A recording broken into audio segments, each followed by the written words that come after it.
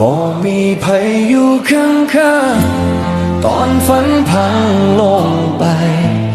คนที่หักก็จากไป เหลือแต่ใจที่ยังสู้ทางมันไกลและขวากน้ำแต่ใจก็ยังบ่ถอย ถึงสิลมบ่รู้กี่เทื่อก็สิลุกอีกเทื่อเด้อ